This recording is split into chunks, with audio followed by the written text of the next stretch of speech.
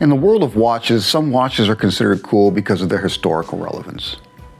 And then other watches are considered cool because they're a specific brand and marketing has told us that it's cool to own one. But then some watches are just plain cool.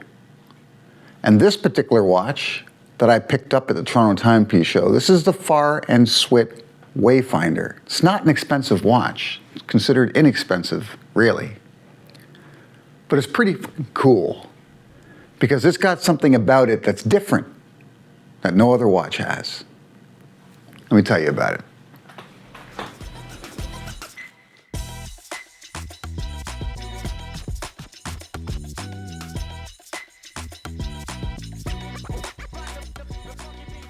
Let me begin by quickly running down the specs of the Farr and Swit Wayfinder Diver 40. Now there is another model that's very similar in design, only it doesn't have as nice a case, it's not as well finished, and it comes on a strap instead of a bracelet, and that's $100 American less on their website. So if all you're after is that cool dial, then you can pay less than I did and get a very similar watch. But let's run through the specs because, like most micro brands, it's very well spec'd for the money. It's 316L surgical stainless steel with 300 meters of water resistance, right? So this is a true dive watch. It's got a case diameter of 40 millimeters, pretty standard, with 20 millimeter lugs, so it's going to fit the majority of your additional straps. It's got a domed sapphire crystal. It's just a slight dome, and it does have double AR coating. So your view of that dial is going to be uninterrupted, to put it mildly. And it's all about the dial here because the dial has a pretty cool design. It's like a topographical map. But what's most important is the application of Lume. And I'll begin on the outside of the watch. The bezel itself is lumed. It's a 120 click unidirectional bezel, steel bezel, which I actually love. And it's got BGW9 Grade A Super Luminova EF Lume on it. So on that dial, in order to really make it pop, they use 3 different colors of lume here. So you've got your traditional BGW9 Grade A Super Luminova, then you've got your C3 green grade, and you've got a dark orange as well represented on the dial. So I'll show you some lume shots and it's going to blow you away. And it's really what sets this particular watch apart. A lot of watches use lume, some watches use multiple colors of lume, but the way they've done it on this particular dial wasn't just to make it pop, but to make it as legible as possible in a number of different lighting conditions. And it's what really drew me to it. But it's a pretty damn good watch in its own right. And what you need to understand is that when micro brands go about designing a watch, they got to look at where can they spend money and where can they save money. And for me, having a awareness of the industry, I know where they saved money with this watch, and I know where they spent it. And that lume application is one of the places they really spent it. Now, where they save some money is in the movement. This uses one of the Seiko sweeping hand quartz movements. This is in particular the VH31.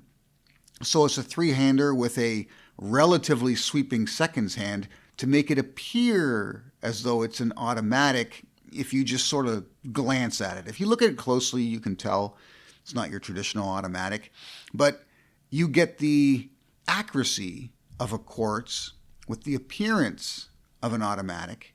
Sure, you're going to have to change the battery out every couple of years or so, but also maintaining a quote-unquote mecha quartz, like they're affectionately been called, is a lot cheaper than maintaining an automatic. So that's an advantage you have here as well. And for someone like myself, this watch, for me, it's a beater watch. It really is. This is a watch that I can put through some abuse. Now, if I wanted a true beater, I probably could have gone with the less expensive version of this watch. But that particular watch only has 100 meters of water resistance, not the 300. And it doesn't have as an appealing case to me. I don't really care about having a bracelet or not having a bracelet. That's just an additional bonus. But I really love the case in this watch because I love the polished edges that run along the top of the case line out to the lugs. It's just a gorgeous design, but it's a design that's readily available. And that's where they've saved some more money, because if you're interested in designing a watch, there are a number of choices you can make that are basically prefabricated. They're already designed. You can just go to a case manufacturer or bracelet manufacturer, a bezel manufacturer, and choose the one you like that are already in production. There's no design cost here. There's no trying to make things fit, especially if you already know what kind of movement you want, because then you can pick cases that are specifically designed to fit those movements. And I'll probably surprise a number of you here by telling you that in some cases, the application of Lume can be more expensive than the case of the watch or the movement itself. In some designs, the Lume is one of the most expensive things. And bracelets aren't cheap. They really aren't. And of course, that's reflected in the price here, because you pay an additional $100 American to have this on the bracelet versus the more simple version that doesn't come with the bracelet. So you're paying for that as well. It doesn't have on-the-fly micro adjust, which I don't really care about, but it does have 6 holes of micro adjustment that you can set when you were originally setting the bracelet. So it's not hard to get this to fit you properly if this is what you go with. So let's talk water resistance in the watch industry, because it's kind of bullshit, right? They begin at 30 meters of water resistance, and 30 meters sounds like a lot to someone who's a PADI certified scuba diver like myself. I rarely dive below 30 meters. Most recreational diving is done above that. 100 meters, I've never gone below 100 meters. I probably never will. But would I take a 100-meter watch scuba diving? I would not. I wouldn't. Just like I wouldn't take a 30-meter water resistance watch swimming.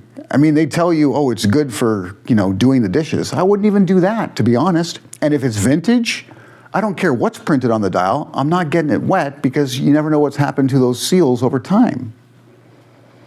But 30 meters to me is essentially no water resistance. That's how I see it.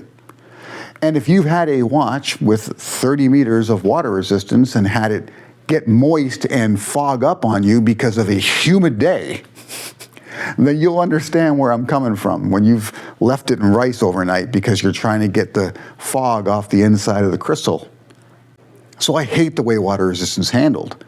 But when you've got a watch like the Farr and Swit Wayfinder that's rated to 300 meters of water resistance, whether that actually means anything, you feel pretty confident that you can do anything in it except maybe scuba dive. I wouldn't scuba dive with this watch. And why should I? Because I already own a Citizen ProMaster that has the ISO 6425 certification. It's a diver's watch, a true instrument for scuba diving. So that would be the one I use. But what do the numbers really mean there? Either. Like, it's hard when they talk about these unrealistic numbers that, of course, no one's really going to use, and especially when the majority of them don't mean anything. It really gets me when I see this particular watch has 30 meters of water resistance, and this one has 50. But essentially, both of them probably shouldn't be worn submerged at all. So I hate the way it's handled, but it's nice to have something with a fair amount of water resistance, especially if it's going to be your beater, kind of like everyday watch for every situation. And when it's got a fun sort of sporty look like this, you're going to want to be able to wear it at the beach and not feel like something bad's going to happen to it. Now, when you factor in what sand can do to a watch, that's a whole nother conversation, but I feel pretty good about wearing this in any situation. I'm going to share some of the situations I've actually worn it in on this particular video with a couple of photos. Let's move on.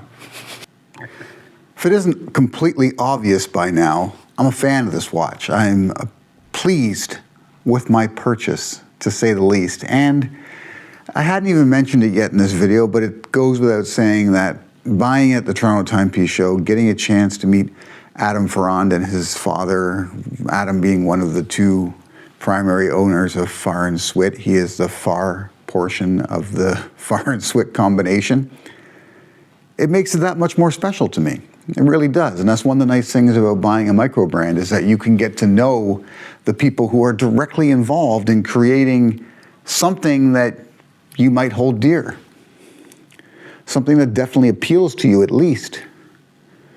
And I'm going to be doing a follow-up video where I actually do a head-to-head comparison between the Farr and Swit Wayfinder Diver 40 and my Citizen ProMaster. Because they share a lot of similarities, but there's a lot of differences, and only one of them is going to stay in my collection.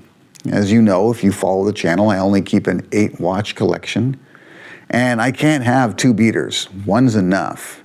So one of them's going to have to go, and that video's coming up. So if you haven't yet, do yourself a solid, subscribe to the channel, support us. And when we get to 5,000 subscribers and we're on our way, we're going to give away a watch. We have both a men's and a women's to give away, so you pick which one you want. But in the meantime, enjoy the videos we're putting out. We're not just a watch channel, we also travel and we do bargain shopping, bargain hunting and the like. So maybe not every video is for you, but the ones that are, I hope we do a good job on them. Till next time.